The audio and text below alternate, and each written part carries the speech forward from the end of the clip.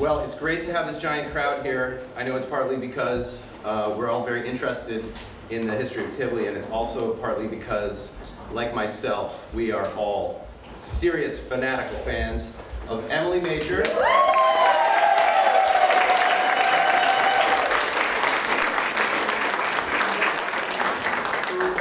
Who I met when I was about 17. I had just graduated from the dish room at Santa Fe up to the line where I was now microwaving the burritos. And this completely cool, stunningly attractive, older Bard student. And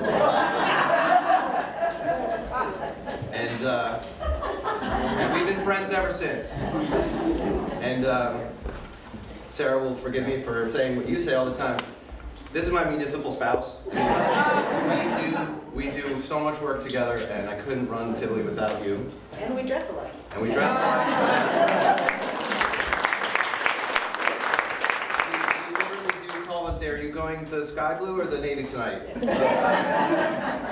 And when we forget, we do show up in the same.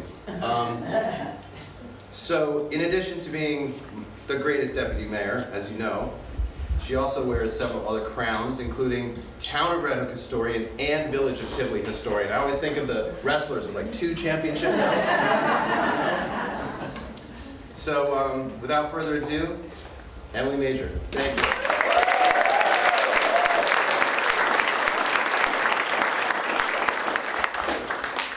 you. I got to give some props to Joel here because I remember those early days too. I was living in the apartment next to Santa Fe. And I would wake up early in the morning because Joel and his friends would be skateboarding on Mort's Curve, which is a historical artifact now gone.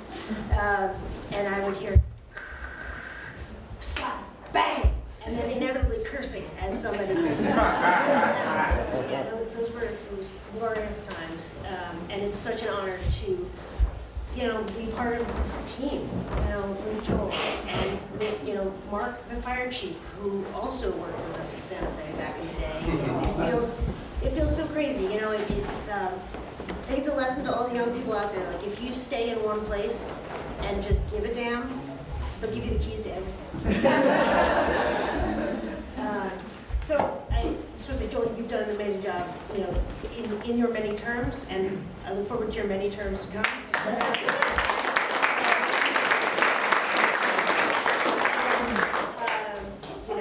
It is a blessing that Tivoli has you to put together, 150 years. So thank you. You're welcome.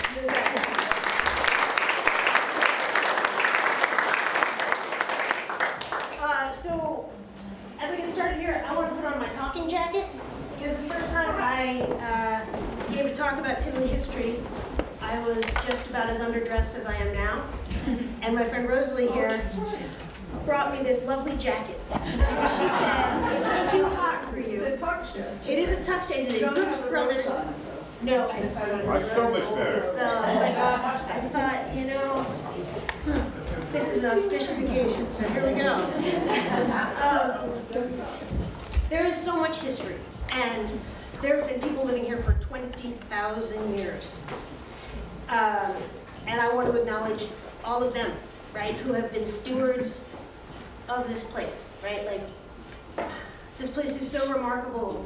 And maybe people came here first because the river was, it was an easy way down to the river, and the land was fertile, and generation upon generation, thousands of years, have been great stewards and brought us to where we are now. So I just want to say a big thank you to everyone who came before, brought us here.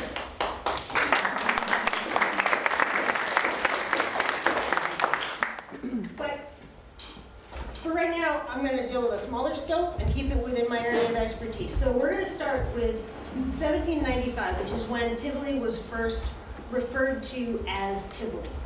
And we're just going to take it up to about 1980, because after that, there's too many people who can contradict me. Also,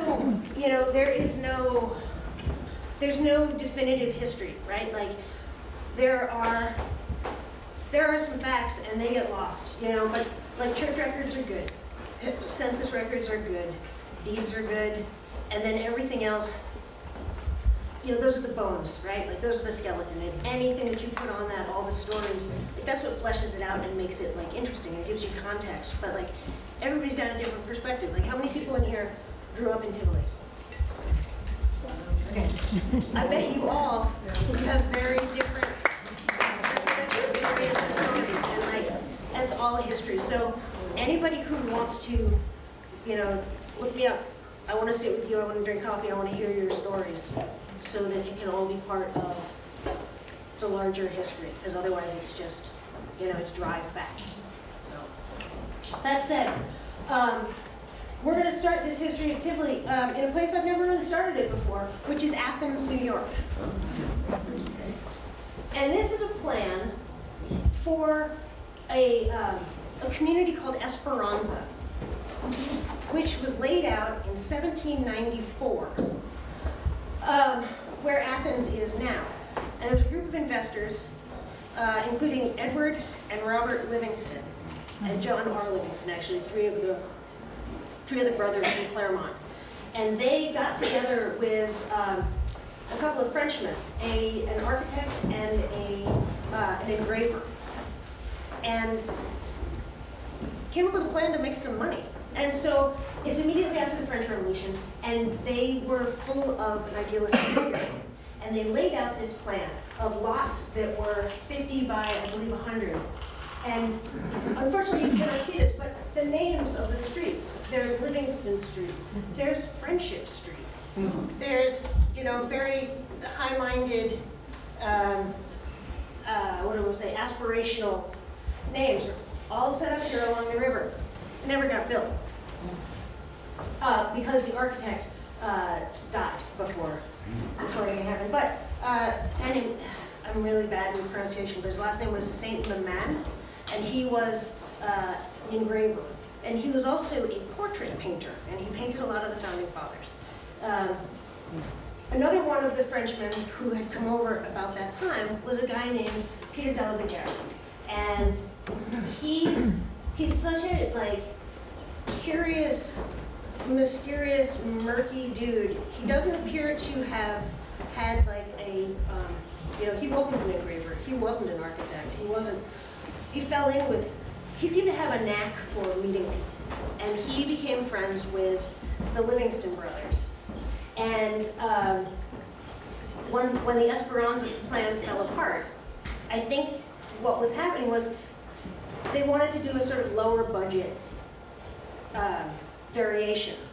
So, but I have the door there because that's how I think of it about de la Vega, because there's so little known about it. He's sort of a closed door, right? and this door is actually down on Friendship Street in a wall that surrounded a house that de la Vega built. So de la Vega was maybe the first white man to climb Overlook and to record how tall it was. He did not record it correctly. He also climbed what is now Kingston High Peak, and he named it Liberty Cap in honor of the Revolution. And he had a whole bunch of other like sideline gigs. There are records, there are letters that exist of him writing to Thomas Jefferson and saying, hey, I found this mammoth tooth and it's super cool. And you're just trying to like curry favor, right? And like impress the big guy. And he also had this idea of, that he would be a silkworm farmer here. But apparently he brought the wrong kind of silkworms, or the mulberry trees here were wrong, and so that didn't work either. And then, oh, you can't actually see that, it's a pity. It says a snake oil bottle. Because there's a letter that Historic Red Book has now.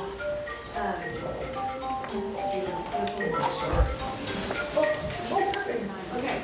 So Historic Red Hook has a letter that was written by de la Vega in 1792 or 3, where he is writing to a woman with the most flowery language, and he's saying, "Oh, madam, you know, I hope you never have need of this product which I am offering to you, but it is remarkable. It is called Eau de Malice, And it cures a headache. If you have a headache, you rub a couple drops on your temple. And if you have a stomach ache, you put 2 drops on a sugar cube. And if you have the windy colic,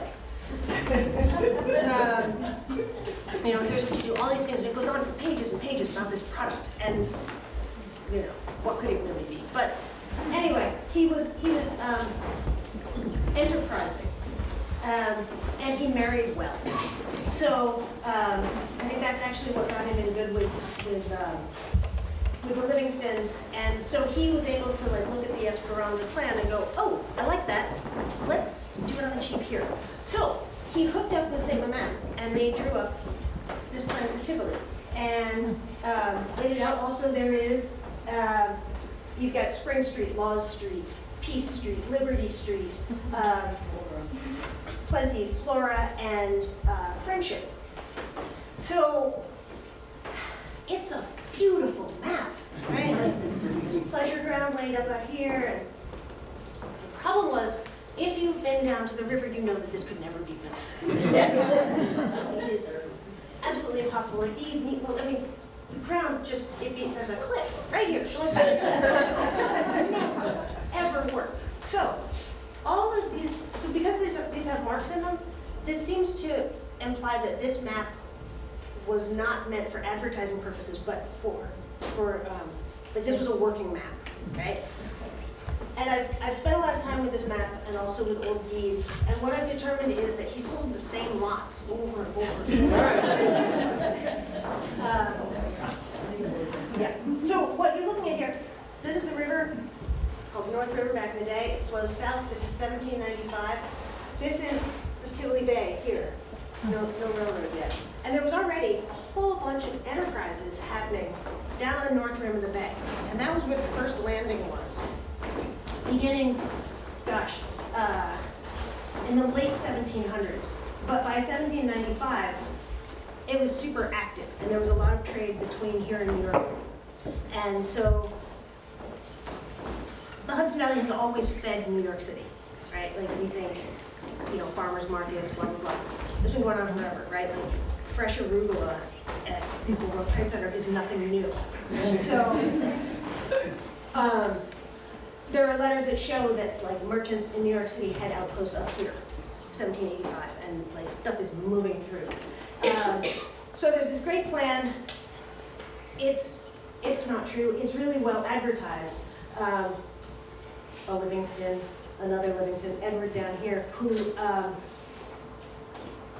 mean, the advertisements were so good, and they're not lies either, right? Like these advertisements are not crap. What they're saying is that like, it's known for its easy shore and healthy situation. It needs no recommendation. Suffice it to say that there is no better spot on the whole river for trader manufacturers.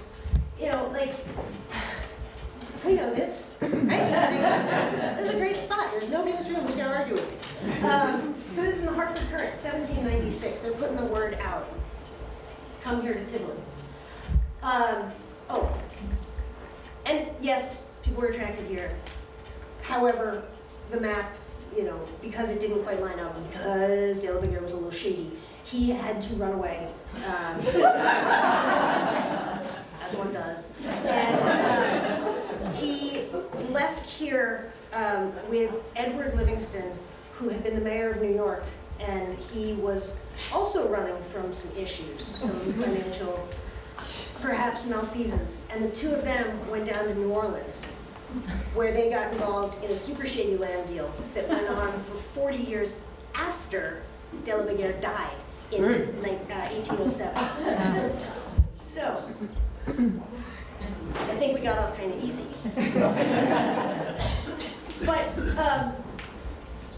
But the area of the riverfront, it really did take hold, right? Because the river was a super highway. And this is like middle to late 1840s, before the trains come through. This is looking south, so what you're seeing, thank you. Anyway, there are docks that extend way out into the river with warehouses on them, and houses right along the creek, or along the shore there. You can see Magdalen Island with a steamboat next to it. You can see Kruger Island in the way back. Still a sloop and a rowboat. So you're seeing the whole, like, the moment of, river history where those three boating styles are still working together before the train, right? But there's a lot of activity happening down here. And what's crazy is, like, the name Tivoli was adopted, even though the plan didn't really happen, right? And Vega had built his house down on the river, and it was called the Chateau de Tivoli, behind the big brick wall. And when he had to scoot for New Orleans, it was bought by the Elmendorf family, who wanted to preserve the name. And so when a post office was being put in, they said, here, we'll give you the flag for the post office, the flag that you can fly on the post office, but you've got to call it Tivoli. So, there we go. So you've got Tivoli down here at the river, and up here by the mid-1800s, a smaller, less populated settlement called Madeline. Well, first it was called Myersville, after Peter Tenbrook Myers, who was, he was a merchant here, and I believe he was an early supervisor of the town of Red Hook. But the roads were so bad up here, and like it was rough living, that people started calling it Myersville, spelled M-I-R-E instead of M-I-R. And so then they changed it to Mechanicsville. And what it says in this old history book is that there were a lot of mechanics here, but I don't know what, like, and maybe somebody can help me here, what is a mechanic in the middle 1800s, right? Like, what are they making, is it anybody who's making something? Yeah. But anyway, something to think about.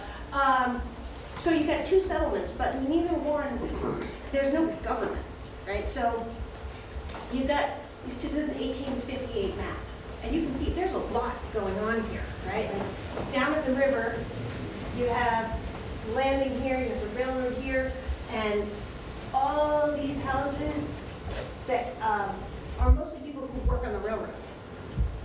And then up here in Madeline, there's a ton of stuff going on, and sort of nobody to run it. So John Bard and Margaret Johnston down in Annandale, they sort of looked up at Tivoli and they were like, oh, Madeline really. They're like, we could help. We could help a bit. And so they wanted to establish a mission school up here to help the kids. And so they sent up James Starr Clark. And James Starr Clark, if you listen, when I say his name, you hear, ah. He is the least complicated figure we have in Tivoli history. Like, this guy is pure gold. So he came up to Tivoli and he looked around and he said, yeah, these kids can't read, but neither can their parents. Right? So he established a school for kids. And then at night, he and his wife taught the parents how to read, right? And there was not a lot of farming going on here because Tivoli was really like a pass-through to the river. And I'm using the term Tivoli sort of interchangeably with Madeline at this point, which I shouldn't, but it was sort of a pass-through. They could bring their supplies through, put them on a boat, send them down the river. So there was a lot of fishing going on here. In the summertime, people ate fish, and in the wintertime, they ate salted fish. And James Starr Clark was like, you know what, I could probably help with that too. And so he became sort of this like, I don't know, like cult leader in a good way, right? Like helping people just establish like gardens in their homes, right? And one of the really big industries that came, through his tutelage was strawberries. And suddenly Tivoli is shipping, tons and tons of strawberries out of here. So he,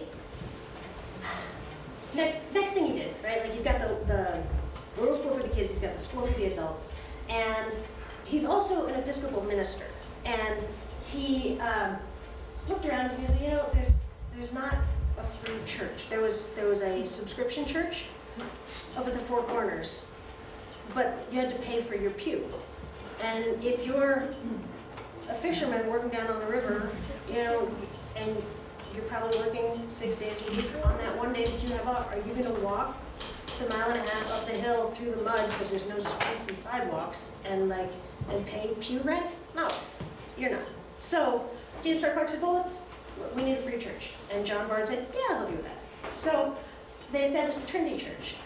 So there were 2 Episcopal churches in Tivoli by 1855. And at that time there was the Red Church, which was Dutch Reformed, Methodist Church, Baptist Church, and there was a Catholic church, not St. Sylvia's, it wasn't a parish of its own, but with the railroad workers came Irish railroad workers, right? And so suddenly we need a Catholic church. So, the Trinity School, the Bards withdrew their support. They had personal tragedies, and the Trinity School had to sort of take off on its own. So it became like a private school, but like a big deal, like classical education boarding school. And it had this whole huge campus up on North Road. The church is still there, and everything else is gone. But they had pupils from all over the world. Like, truly, it's so bizarre looking at the census records for it. And still, like, there's no actual government. And when people would have disputes, they would call James Stark Clark. And he would come down, and they referred to him as the Dominie. Right? And it was like, there's a bar fight, look at the Dominie. And he would come down and, restore order. So he was really, he was not only taking one for the team, he was the team. So this is 1867. And you can see right here, sort of fancifully laid out, is the dotted line of De La Maguire's community. And like that guy had a great publicist or something. his vision going. A whole bunch of mills, just so much activity here. And James Stark Clark shouldering basically the whole thing. So by 1872, it was clear, like, we need something, right? And so he said, we need good order, good walks, and the abatement of offenses to public health and morals, which is, I think, what you ran on last time. 150 years is the same challenge. It's the same thing. Still working on it. Yeah. So, 1872. So in order to make these things happen, you have to be able to levy taxes. And you can't levy taxes unless you are an incorporated municipality. So first they took a vote to say, hey, what if we put Tivoli and Madeline together and become one thing? And we made James Stark Clark the leader. And it was an overwhelming number, I don't know exactly what, but he was elected to be the first president of the village. And the first thing that the board did was to hand out handcuffs. And the second thing was to go around to the slaughterhouses, which were in the village, and say, you really need to clean it up. So that's 1872, the levying of taxes, and that's what we're celebrating today. 150 years of paying sidewalks, or paying taxes and having sidewalks. But even 10 years later, when the Dutchess County Health Department came and did a report on the village.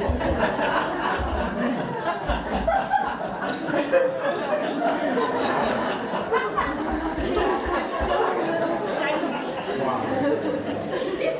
No doubt, special providence watching over these people, but they would not now be alive.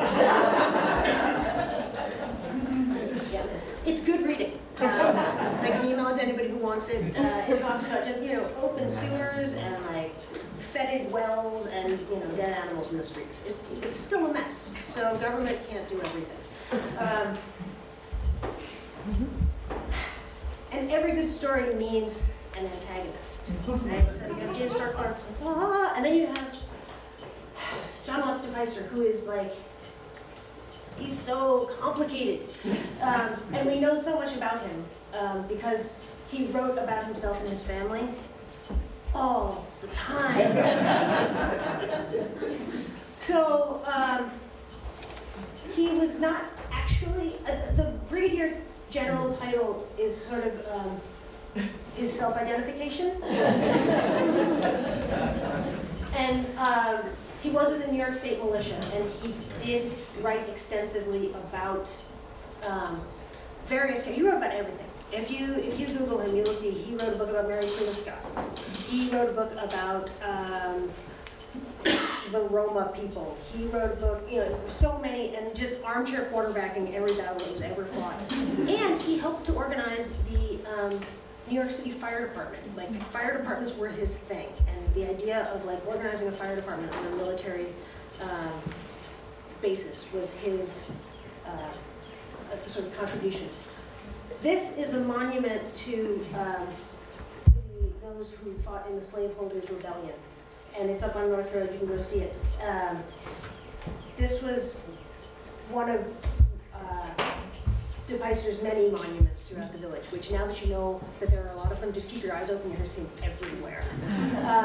And what he did is he wrote an address to commemorate the inauguration of this monument. It's like 493 pages long. And he stood in the Trinity Church right there behind the monument, and he delivered this address one winter.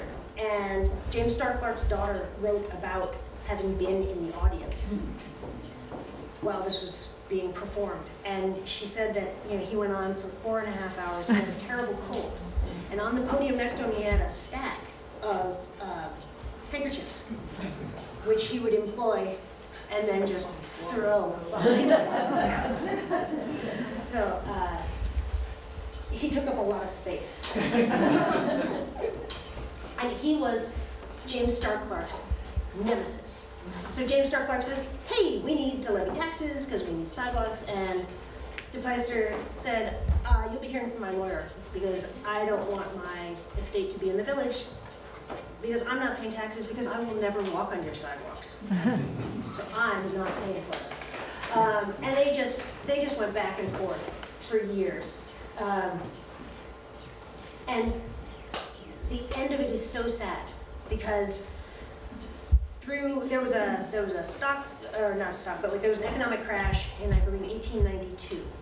And the school, the Trinity School, had to close for a time, and when it reopened, they just couldn't get it going again. And James Starr Clark, man, he was tired. He had worked so hard, and he had done so much for this village. And he ended up losing the school. And DePeyster bought it. And he bought it, and he stuck his name on it, and he called it the DePeyster Industrial Home for Girls. Which, if no one knows what an industrial home for girls is, it's to train orphans and half-orphans to be domestics. So again, it's DePeyster, it's complicated. Like, he did it out of spite, right? Like, he did it to really James Starr Clark, but like, it did end up helping some kids. So, anyway, so he turned it over to the Ladies Methodist Association, who ran this school into the 30s. And the campus was given to the school, and the Trinity Church was purchased by a local developer, Jacob Farrow, who gave it back to be used as a church again. And so, I love this picture. This is Francis Post, who was the superintendent of the DePeyster School. And this is 1910, and these are some of the inhabitants of the home. And next one is the census records from that year that shows you these are all the girls who lived there. And, they're young. They're as young as, 5 years old? And they're from all over, too. It's nice cursive. It's really nice writing, right? Yeah. Yeah. Those are kids. Well, the census records are the best. So here is, sort of DePeyster in a nutshell. The industrial home, that he bought out of spite, but did a good thing with. St. Paul's Church here up top that he donated the land for, but then cluttered up with cannons and literally cannons, and also monuments all around to his family that are there's so much carving on them like flowery carving about, you know, the bravery, the, you know, magnificence. And so it's a lovely, beautiful church, and he was asked to stop putting up so many monuments. And he said, well, fine, I will. But I'm going to go build another church, and I'm going to put lots of monuments in that. So he built the church, the Methodist church across the street here. And you can see there's a great big plaque on top. Go read it when you go outside. Right? It's all about like his amazing daughters, and then inside there's more plaques. But again, it's a nice thing. I mean, he gave a church. And then the village hall that we're standing in now, he promised it. His son, Johnston, was the mayor, called the president, for many terms. And at one point, DePeyster said, I will give you a village hall if you like me. Because he hated his son. He hated his son because his wife had left him, and the son had sided with the mother. And so the dad was super pissed. And I don't think that he was actually elected, and I don't know how the village hall got built, but it did. But then 2 years later, when the son was elected again, the government was locked out of this building. And that's why our municipal records are not easy to find for a period of time, like between about 1900 and 1996.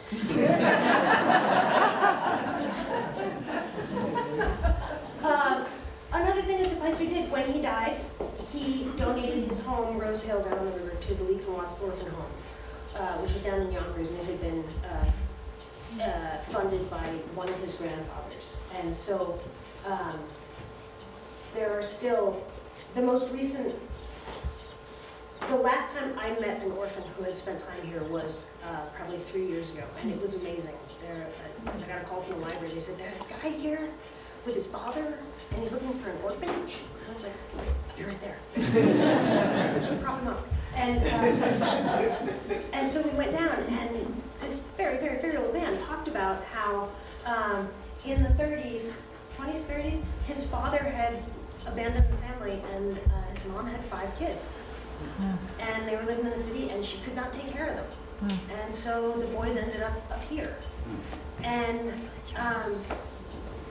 this guy sounded remarkably not bitter. And he talked about sneaking into movies at the Masons Hall, and you know, just these really sweet memories, right? So it sounds like it was a really nice place. And DePeyster, you know, he was a really jerk to his family, but he left money for his servants and asked that his old horses be humanely put down. So, complicated. Everything's complicated. This is what the Four Corners was looking like, 2 of the 4 corners. In about, before 1909, because that building on the left burned in one of the great fires of Tivoli, October of 1909. Patsy Moray was he was a hotelier. So there was a bunch of hotels down on the river. And Patsy Moray seemed to run all of them at one time or another, and run afoul of every temperance organization, you know, in the state of New York and beyond. And these are some great photos that turned up when the Hotel Tivoli changed hands back in 2006. There was a box of old photos of old Tivoli. And these are just bar interiors and a bunch of really stern looking dudes. Great tin ceilings. And you can get the idea, looking at these photos, that in fact, it was only white guys in Tivoli. There are no women. It's not a big, diverse crowd. And these clam bakes here, these are annual clam bakes that went on from like 1895 up until, I mean, there were ones in the 50s, I believe, but Patsy Moray ran them until he died in the 20s. And there are newspaper articles about them, and like just the scope of them is ridiculous. Like thousands upon thousands of bushels of clams and like gallons, or not gallons, but like barrels of beer, and just these massive events. So this was not actually, it was not actually just all white men who lived here. There are hidden histories, which are much harder to uncover, right? And the way to find them is by looking at census records. And even that, it's super complicated, you know? So if we think about 1795, like we know what the merchants were doing, right? And we know what the Livingstons were doing. And also we know that Richard Ham, who lived down at the end of, down by the falls on White Clay Hill, owned 5 slaves. And also there were 2 free people of color in his household, right? And Volmer Quitbeck, who lived on Stony Brook Road, had slaves as well. But there were also, at the same time, free black households. And it's so vexing. And when you actually find information and can start teasing out some details, it's like, you know, little lights start coming on. So David Wool, he was born in 1745, and he was a cordwainer, which means that he worked with leather. Like, he was not a shoemaker. It means that he made like harnesses and whatnot. And he was baptized in the Presbyterian Church in New York City. And he owned land up by the waterfall on Stony Brook Road. And like that area up there, Stony Brook Road up to 9G, is where a lot of the early settlement happened here, like right there and then right down at the river. So that was also a contested area between Livingston, Chancellor Livingston's father, and a guy named Zacharias Hoffman, who was the one who donated the land for the Red Church. And they fought about this little strip of land for about 40 years.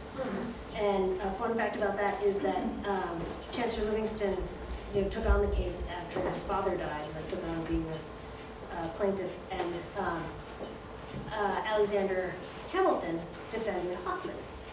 And Hoffman won. But yeah, so so David Wool owned the land up there really early, and his son Stephen, the land was left to him. He bought more land, and it stayed in the family for several generations. And there's this is the hidden part, right? Like there's what's called the Smallpox Cemetery, right? It's been called Smallpox Cemetery for a long time. If you Google it, you'll find like articles about the Smallpox Cemetery. Starting in like the 1970s, 60s, I found no reference, like old reference to a smallpox cemetery or a smallpox outbreak, right? Like this was a private family burial ground, right? And members of the Wool family are buried there. Members of another African-American family, the Henrys, are buried there. And in the newspapers around 1900, obituaries refer to people being buried in the colored cemetery north of Madeline, right? But like these histories get, just sort of, like stories get told, right? And lost. So it's important to always dig deeper and like look for context, you know? And so in looking at the deeds for David Wool's property, like it specifically says that like members of the family have access to this burial ground, like in perpetuity. So anyway, always be skeptical, always look deeper, right? And like nothing is super clear, ever. You know, there's always more to know. So 1830 census, 1827. Like the gradual manumission that was taking place in New York State over 27 years was over, and everybody was free. And in 1830, that meant there were 100 free African Americans living in Tivoli. It's a huge population, right? And folks are working on the river, folks are farming, and some of these names, like you've still, you've got generations down of the Wolves and the Lewises. But by 1900, you have one African-American woman who lives in Tivoli, right? And she's 24 years old, and she lives down at the river. And so this is when history gets like, you gotta sort of step back and look at the bigger picture and like what was going on here between 1830 and 1900, right? And I think in large part it has to do with the railroad. Because there were lots of jobs in 1830, like working on the boats, fishing, but 1850 the railroad comes. And so there was a huge influx of Irish workers. And like once the railroad was gone, you've got Irish people here too looking for that work. And there's not as much work on the river anymore. So there was a like massive out migration, like to Milan in particular. Like that was really, really big. Land was cheap, and a lot of people went there to farm. So I don't know, I would like to know more about that. And also 1825 with the Erie Canal, like that really changed the way that the economy worked here, right? Because like people, you couldn't grow wheat here as cheaply, right? Like there's more coming in from outside. So, and this is just a little death notice of Carrie Henry, wife of Lewis Henry. She was buried in the Clam Cemetery north of Madeline. So, smallpox. There were also more women here, right? Not just dudes. So this is the schoolhouse. This is the back of the schoolhouse after 1915, but not much. And I would love to know what these ladies are doing. It looks like they're having a great time. It's like maypole dancing without the maypole. Also, we had, I believe, the first woman to pass the bar in Dutchess County, who had her office in what is now Winds. And she was Kate, but she had two daughters who also became lawyers. So, so we had a little action there, but we had the first female president of the village. We had two. The first was Justine de Peyster, daughter of the general, granddaughter of the general. And she was elected in 1919. She served 2 terms. She was apparently popular. She ran unopposed. But apparently she spent a lot of time in Newport in the summers and in New York City socializing. So the village sort of ran on its own for a couple of years, but we do have, the honor of having had the first female president in Dutchess County.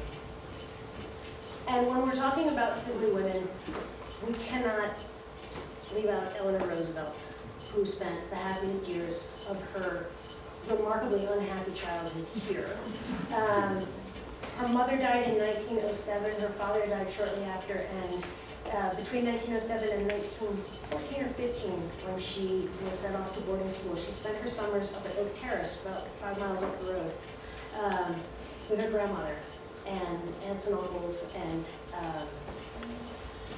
rode her pony along Woods Road, and remembered this place so fondly that during the WPA, well, anyway, let's look at this first. It's terrible that she had an awful childhood, but we benefited from it, right? So,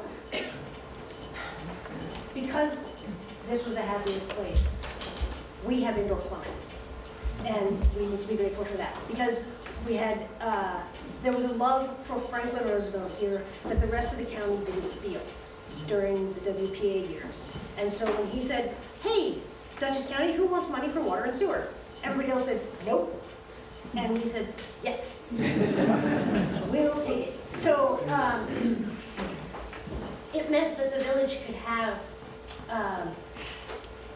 water and sewer, and the restaurants, and the hotels, and the things that a lot of municipalities our size couldn't have, right? Like, we wouldn't still be an independent municipality if it wasn't for Eleanor Roosevelt and indoor plumbing. And another great woman who comes here today was Dorothy Day, who, I mean, here she is in St. Sylvia's. She bought the Catholic Worker Farm. Again, like Rose Hill, DePeister's house, becomes the orphanage, becomes the Catholic worker, right? Like there's sort of a theme here of like institutions stepping in and I don't know, just something in the water, something in the air, attracting people here to do good things, right? Like help people. And Dorothy Day, certainly among them. I have a friend whose mother runs a Catholic worker house, and she says that the Catholic worker is neither.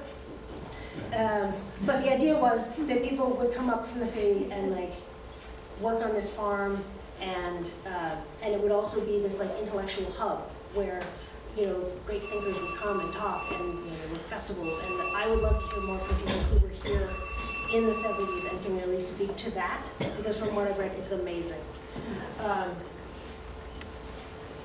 And I always like to sort of bookend Tivoli histories. Like on the one side, you have De la Vega at the beginning, right? Like the revolutionary, the idealist, the utopian European. And then in the 80s, you have the Count, John Castella, who was a Swiss banker, also seemingly of indeterminate origins, who arrived here in the darkest days when the train had stopped running, the school had closed. Tivoli was sort of, it was boarded up, right? And he and his partner started investing in properties with sort of a utopian vision of revitalizing it. I mean, I think they ended up owning 80 properties in the village at once. So kind of like De La Vega, kind of, it didn't take. But I think it did for a time, right? Like it gave a shot in the arm. But you can see from these headlines in the Times, right? Like it's the same sort of things. Like everything is the same, over and over again. We do the same things, and like we try to maintain our character and be stewards of this place, right? And like have growth without, whiplash change, and stay on a path that like makes room for everybody, right? And I think because this place is so small, and because we have like a super stable population, we have people whose families have lived here for 300 years, right? And because we're close to the city, we have like new people coming in all the time, and we have folks coming through, and it's a really good mix that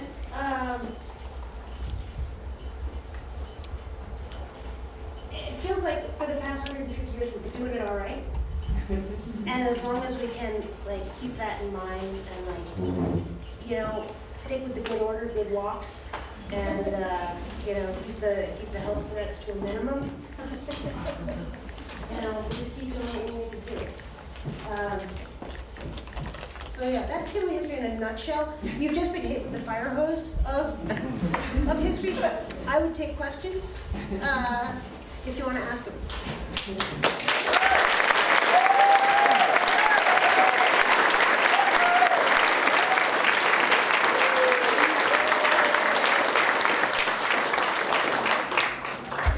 That our fabulous Sesquicentennial chair, Trish Teeger, can tell us about the Bernie's book and its new preface. So Trish, if you're here somewhere. Sure.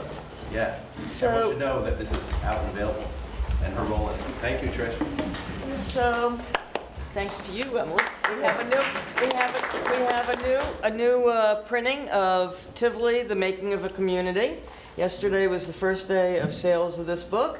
And the new preface is a Sesquicentennial preface, and it was done by our historian of the day, Emily Majer. Thank you for that.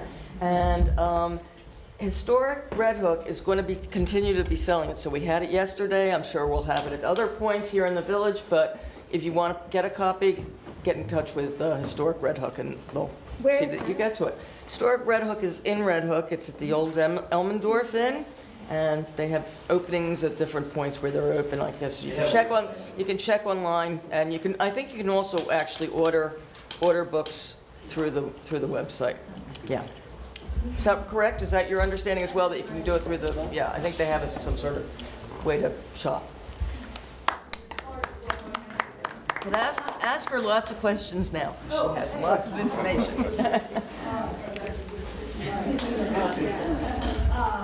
Yeah, so any questions? Emily, I have a question. Yes. I really like old history. I live in Barrytown and I've learned a lot about the history of that little spot. But I always wonder about the connections between places like Barrytown and Tivoli. You know, it seems like we never really see that, even though to us today they seem like they're next door to each other. But you know, back then maybe they were a really long way from each other, so they didn't really connect. But do you know anything? Yeah, about I that? mean, I think one of the guys for whom our Legion post is named actually worked on the railroad in Barrytown. Right, so like that was a big connector, Right. That you know, makes sense, and there was a huge, The river. yeah, there was a lot of shipping out of Barrytown as well. So there was a guy, Peter Canteen, who had in the 1770s, 80s, a landing here, who then moved down to Barrytown and had a landing there. So I think there was a lot of back and forth action, but people didn't live like we do. Do you know what I mean? Like Hop in the car. hop in the car and go. Yeah, I feel like socializing was probably a lot more of a, you know, if you knew people, like even if you were a merchant, right? Like you're sitting down on your dock, and people are bringing stuff to you, right? And like, yeah, the stuff is going out, but how much, you know, as long as you're talking to your captains and they're doing what they need to do you care much what's going on at Barrytown beyond like that you're charging the same price for freight? You know, I don't know. Yeah. So some, but everybody's got, like each community had what it needed, right? In terms of having their own churches, their own, you know, mercantile, their own, you know. Benefactors and investors. Yeah, I mean, but the same family names appear, They pop up, yeah. yeah, up and down. So there was some movement, you know. She was saying the bars, you said the bars gave money for here and they would demand it, they all, right? Right. I have a question Yeah. about the various Peister homes. There's one like between our house and Tom and Sue Marcotte's house, and their daughter did the made it so everybody knows that Yeah. that particular monument is there. So was that, I think that was a boys' home. That was the Trinity School. Oh, So that was still part of the school up Yeah, that was the far. Trinity School, and Okay. then it became the industrial home. Okay. And there's somebody who I've talked to who used to find creepy dolls in the foundation. Right here? No? Yeah, that foundation's right Yeah. behind the plinth thing. Yeah, But it's we huge. still find clam shells and dolls and shoes and all kinds of stuff because our land apparently was not just a dump for the orphanage, for the industrial home, but like the whole town apparently came and dumped their stuff back there. The municipal collection is awesome. Yeah. Yeah. Hey, Tilly. Where did the count go? The Count moved out of the village and then passed away in the early 2000s, I believe. Emily, what is there any have you read any history about the Native American, the indigenous population and their interaction with the early settlers? I know that, in the era between 1795 and 1880, the only mention that I found was that in 1876, when the Calendar House lawn was being regraded, a burial site was uncovered. And De Peister actually wrote a letter. He wrote a letter to a guy named William Teeter, who lived in Upper Red Hook, who was a collector of artifacts. And he said, he described this burial that was found, he said it was south of Little Dublin. Little Dublin was what he was referring to as the area where all the railroad workers lived. So I believe though that burial was excavated and moved to a museum. Interesting. Yep. Yeah. When was the train station destroyed, and was it just phased out because of erosion between Wycliffe and Hudson? What happened to those? I think passenger service stopped in like, what, somebody can count, like 60? In the 60s. In the 60s? In the 60s. Yeah, so there was this beautiful train station, the passenger station. Wow. But there was a guy named Watson Otis who lived on Montgomery Street, and he was the superintendent of the railroad between, like, of this section of the line. And it was easier for him to have Tivoli as the place where like all the work crews go out of and like maintenance gets done from. So Tivoli was like the hub. And but when Otis died in like 1920, suddenly like there was no reason for the hub to be here anymore. And I guess the next superintendent got to choose. So they lost hundreds of jobs. And then the automobile slowed down the shipping, right, either on trains or on the river. So there was just less need, and also for moving people around, right? Like people have cars. So the passenger station got taken down first, and it was replaced with like a little not so charming station, and then that was phased out too. Emily, I think it might have stopped, regular service might have stopped in the 50s. Okay. It was a matter of, I'll use names, but Helen Davis was on the stock exchange. And if you knew that he was coming home from Manhattan, if you knew what train he was going to be on, you had a shot at getting from Grand Central to Tivoli. But the regular service stopped early. That's all that you know. But it's great talking to people like Reggie Moore, who lives over on Thoreau. Like, he told me stories about taking the train down to Poughkeepsie with his mom when he was a kid to go shopping. You know, like, Did you say when the train came, when the train line came up? Yeah, so it was built, I think it came from New York to Poughkeepsie by 1850, but then there, you know, there's a bay that it has to come across south of Rhinebeck, and then it has to come across the Tivoli bays, so that took longer. So there was like a year where you would get off the train in Poughkeepsie and get on a boat, and take the boat to Tivoli, and then get on the train to ride up to Albany. Wow. Huh. Vandenberg Cove was in between That, the cove and Yale. And also when you took the train from up here, you always had to change in Croton in order to get your service into the city. what do you got, Helen? Two questions. First one, Eleanor living in that home, what happened to that home? It's still there. Oh, really? It's still there. It stayed in her family until, what, in the 50s or 60s? And then the land around it was sold off, and it was bought by a consortium of Estonian fishermen. And they used it as a hunting camp. We wanted to peek at it. How You can see it. It's right north of Midwest. You know, that's like a Southwood Midwest. It's labeled the Oak Terrace. Oak Terrace. Oak Terrace. On 3 times. I think it's actually, I think it's on the contract now. I think there's still apartments in there now. No, it's all fixed up. From when the nonprofit took over from the Estonians? Yep, Okay. yep. There's been a few owners in between. Yeah. The second question is, the house where the grandkids come to rent, that's in the middle of town, I don't know how to refer. It was a gymnasium, it was a school. So from when to when did the school go, and was it a public school? It was a public school from 1915 until 64 or 65. 64 or 5, but the auditorium was built in, oh gosh, we danced in there around puddles because the ceiling wasn't good. I think it was built in the early 50s, the gymnasium. Yeah, and there were 2 other schools on that site, public schools before that. She does it with me. There. Getting back to the railroad stuff, the houses on Farrell Avenue Yeah. and most of them on Montgomery Street were built by the railroad for their workers. No sé if I knew that or not.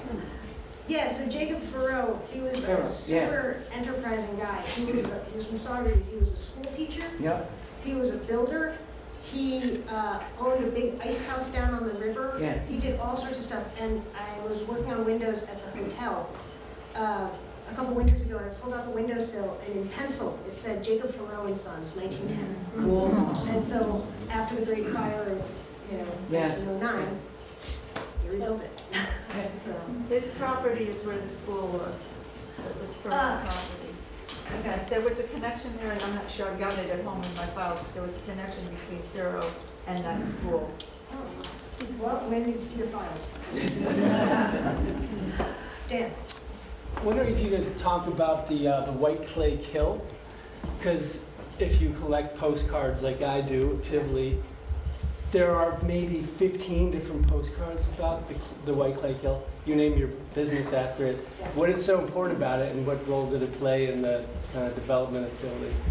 So if you want to have a settlement, you need two things. You need water and you need gravity, right? Because that's where you're going to get your water from, or your power from, right? Because once you harness that power, you can have a grist mill, a sawmill, a plaster mill, a cider pressing mill, right? Like all of which we've had here. So the first mills, there was one at the mouth of the creek, where the white clay kill flows into the bay. And the British gleefully burned that mill in 1777 while they were waiting around for Burgoyne to call them up to Saratoga, and they were just killing time, burning things. And the second mills were up at 9G at Chris and David's house, and those were the Hoffman Mills. The third set of mills were on Sangstacks by the waterfall, and those were on first, I think, by a guy named Becker. I think it was Becker, and then Cooper, and then Cook, and that was a huge operation. That was like multi-story, and there's a hole in the ground. Like the foundation of it is there, and also it's such a beautiful dam. Like there's not much water going over it right now, so if you just go and look at it, it's so freaking cool. Yeah, that's awesome. And then down on the Broadway Bridge here, there was a mill as well. Like that was, I think by about 1815, 1812, there was a mill there as well. And by the Santa Fe parking lot, there's a stop sign at the end of Washburn Avenue that's stuck into a millstone. And I think the matching millstone is on your property, or close to it. Close to it, it's in that county-owned lot. Yeah. Yeah, so I mean, the white clay kill, it is called that because upstream there are deposits of white clay. And there was actually a porcelain manufactured here. It was called Tivoli ware. And this is like 1797 and 1798 only. But there are advertisements in New York City papers about some other French guys, not our map French guys, who came here and they were making all sorts of ware, from decorative sort of like Delft knockoffs to just little pots to put your, I don't know, aioli in. Trish. Yeah, as soon as I sat down before, I realized that I had forgotten to say that all of you can have a copy, a print of our mayor's beautiful painting entering into the village. So I just wanted everybody to know that on the front of Tivoli, the Making of a Community, is Joel's beautiful picture that I don't remember the name of it, but it's downstairs and it's so beautiful. And as soon as I sat down, I thought, oh shoot, I really wanted to tell everybody that was Thanks, there. Tricia. One of the great things is, the bridge in the painting, which is downstairs, which is on the cover of the book, was the bridge which was replaced a few years ago, and we worked very carefully with the county to try and make it, as aesthetically consistent as the one that was being replaced, and then we got to dedicate it to Bernie Teeger. So it's Bernie's bridge. So it's full circle on the book and the bridge. Hey. Hi. I really enjoyed all that. And as you said, you did fire hoses with like a lot of different things from time and space. I was wondering, is there any kind of like graphic representation, like a history map or something in the works? Maybe a quick. It's in the works. Good. I'd like to know when it comes out. So. Yeah, we need a good timeline, you know, and there are a lot of maps that are super good representation, starting in like 1795 and up through, you know, the 1930s that show what was where and are labeled really quite nicely. So, yeah. Can we tell everyone again about the QR codes that are up? This seems like a good time, so I don't know, Emily or Gail. You may have seen around the village little laminated QR codes. I believe we did 24, our fabulous history subcommittee from the Sesquicentennial committee. And you can scan the QR code and you'll get a whole bunch of historic photos of each location. So look for them around the village. Will they stay up? Yeah, will they stay up, Jill? Totally. Yeah. Yes. Hi. I had read, and I could be wrong, but the Dorothy Day's commune, or, you know, that they were very progressive and they started a child care for farm workers. Yes. And then there was this sort of outrage from the proper people in town. Is that what shut it down, or what ultimately happened to it? I have heard that there was a daycare for the children of farm laborers. I have heard that that the local kids could take swimming lessons at the pool. I think that work. I don't know, Ginny, what were the relations like? Everybody was there, was running. Yeah. Everybody. Everybody from the field, go on the road, right down in there. Yeah. The food, the place was nice, was really nice. Old, you know, funky looking, and it was cool, and they were very nice. They were, you could stay if you wanted to eat. I mean, it was very nice, and there was somebody there. The one daughter, she only a little kid, but she was like a dolphin in the water. And she was helping. And I was there for you one day, and I was playing, trying to get out of the pool, and I flew around with my toe in the thing. I got pushed back, and my toe went. Oh. Well, it was stupid, yeah. You know, it was a good place. I don't know why it was shut down. I mean. Yeah, that was it voluntarily closed? Yeah, no, I mean, Dorothy Day traveled a lot. You know, Yeah, like, she was not here Yeah, much. she was nice. She did a lot, and she helped the kids with nothing. I mean, it was good. It was very nice, you know. I think it got over, like, there was nobody to run it.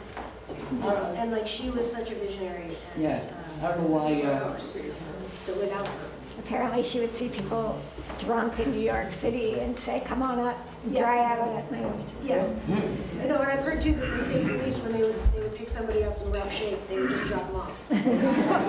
So, yeah. I just bought it. Yeah. Thank you. Oh. Was there also a ferry that used to run from Tivoli to Socrates? Yeah, there was a ferry that started in the 1700s, actually. They ran over to Socrates and kept going into the 40s. And it became a car ferry even, like before the Kingston Bridge. So you can drive right onto it. So you can still see the dock and Yeah. Yep. Yeah. This might be a stupid question, but where does the name Tivoli come from? Oh my God, I can't believe I forgot that. So, And Madeline too, for that matter. I mean, like, I know that it seems like an Italian and a French word. yeah, Settled so by guys who were Dutch. Tivoli was, you know, Dale Majer, he was such a great, like, salesman. And he was like, what's gonna make this place sound even better than it is? I'm gonna name it after Hadrian's, like, picturesque palace. Oh, very clever. Yeah, exactly. And so, Madeline, it's a little sketchier. Like, there's one old history book that says that it's like a bastardization of Magdalene, which is the northern of the two islands. But those two islands down there, like one island, one peninsula, like they've changed names so many times that, I don't know, Magdalene, you make up the story. Yep. Try Tivoli, get to Tivoli. I have relatives in Boston to Tivoli. See, the Romans loved the baths. And so on the plain, there are sulfur baths. And there's a town called Bagno to Tivoli. And then the mountain is private to Hadrian. Named it Tivoli. What do you think Tivoli means? Go ahead. I love it. You gotta do it. Well, T-I-U. Volare, you've heard the song Volare? Yeah. Fly. It's about freedom. Tivoli is about freedom. That's who we are. And that's probably something that's done. Thank you, Emily.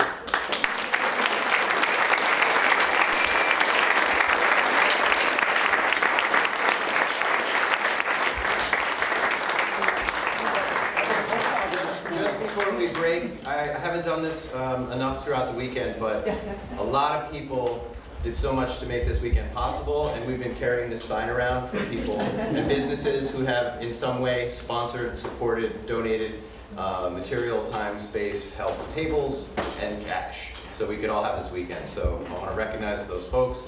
And also, anyone in here who's on the Sesquicentennial Committee, could you just stand up for a moment so we could thank you again?